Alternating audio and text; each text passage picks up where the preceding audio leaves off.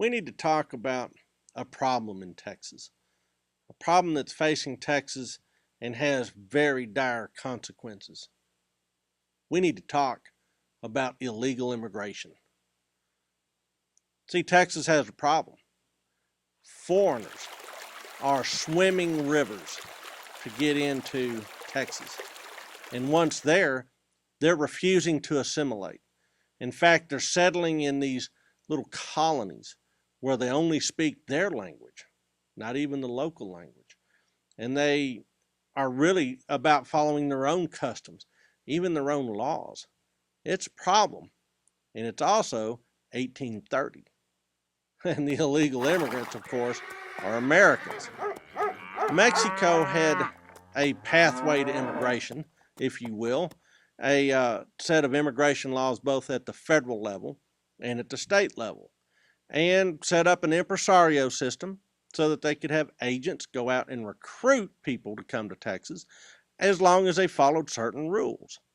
Well, not everybody in the United States is a rule follower, and sometimes they just kind of make it up as they go and didn't go through an impresario, didn't bother to bring certificates of good behavior and good moral character as was required, didn't even bother to become Mexican citizens. They just became undocumented immigrants. And they splashed across the Sabine, and they splashed across the Red, or they landed on the Texas coast, and they just set up shop, completely extra legal. Well, pretty soon, there are more Americans in East Texas, for instance, than there are Tejanos.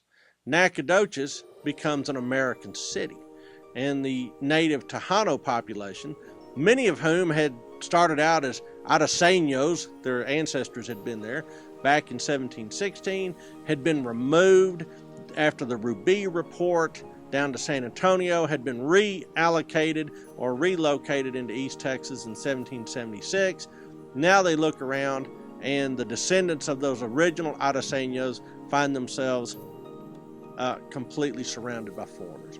They've been subsumed. This is a scary situation if you're Mexico, because you've got troubles enough back around the national capital, but all of a sudden Mexicans are minorities in their own country. Something must be done.